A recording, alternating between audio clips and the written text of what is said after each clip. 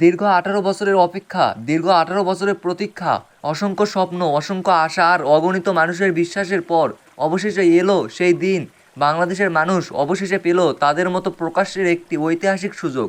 প্রায় 2 দশক ধরে তারা যে পরিবর্তনের প্রত্যাশা করেছিল, যে নেতৃত্বকে সামনে দেখতে চেয়েছিল, আজ সেই স্বপ্ন পূরণের দ্বার খুলে গেছে। দেশের প্রতিটি গ্রাম, প্রতিটি শহর, প্রতিটি তরুণ হৃদয় আজ উচ্ছ্বাসিত। বিপুল সমর্থনে বিজয়ী হয়েছেন বিএনপি তারেক রহমান। আজ দেশের মানুষের মুখে মুখে একটাই নাম, ধানের শীষ, ধানের শীষ, তারেক রহমান, তারেক রহমান।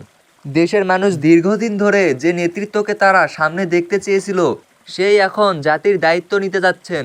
এটি শুধু একটি রাজনৈতিক পরিবর্তন নয়, এটি একটি আবেগের জয়, এটি মানুষের আশা ও ভরসার জয়, এটি ভবিষ্যতের স্বপ্নের জয়। দেশের মানুষ বিশ্বাস করে খালেদা জিয়ার সন্তান তারেক জিয়া একটি নতুন অধ্যায়ের সূচনা করবে। তারা চায় শক্তিশালী অর্থনীতি, তারা চায় কর্মসংস্থান, তারা চায় দুর্নীতিমুক্ত প্রশাসন, তরুণ প্রজন্ম চায় নতুন সুযোগ, আধুনিক শিক্ষা, প্রযুক্তি নির্ভর উন্নয়ন, এবং তারা মনে করে খালেদা জিয়ার সন্তান তারেক রহমান সেই পরিবর্তনের প্রতীক হয়ে উঠতে পারবে। বাংলাদেশ এখন নতুন সম্ভাবনার সামনে দাঁড়িয়ে। শিল্প উন্নয়ন, বৈদেশিক বিনিয়োগ, অবকাঠামো উন্নয়ন, সব ক্ষেত্রেই গতি আনতে পারে নতুন নেতৃত্ব। দেশের সাধারণ মানুষ আশা করছে গ্রাম থেকে শহর পর্যন্ত উন্নয়নের ছোঁয়া পৌঁছে যাবে। প্রতিরক্ষা ও জাতীয় নিরাপত্তার ক্ষেত্রেও আসতে পারে নতুন দৃষ্টিভঙ্গি, আধুনিক প্রযুক্তি নির্ভর প্রতিরক্ষা, উন্নয়ন প্রশিক্ষণ, সাইবার নিরাপত্তা জোরদার এবং দেশীয় সামরিক শিল্পের উন্নয়ন। এসবের মাধ্যমে বাংলাদেশ আরও শক্ত অবস্থানে যেতে পারে। আন্তর্জাতিক অঙ্গনেও মর্যাদা বৃদ্ধি পেতে পারে নতুন কৌশলগত সিদ্ধান্তের মাধ্যমে।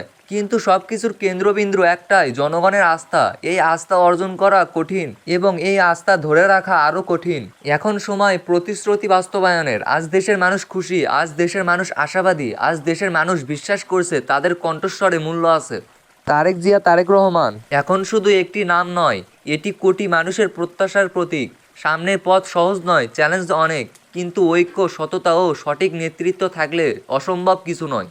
বাংলাদেশ আজ নতুন এক সূচনার সাক্ষী। একটি নতুন অধ্যায় শুরু হলো, যেখানে স্বপ্ন, সাহস আর বিশ্বাস মিলিয়ে তৈরি করতে পারে একটি শক্তিশালী আগামী। তো সবাইকে আমার পক্ষ থেকে অভিনন্দন। এই বাংলাদেশে দীর্ঘ 18 থেকে 19 বছর পর ভোট হলো এবং আমরা একটি দায়িত্বশীল নেতা পেলাম। আলহামদুলিল্লাহ।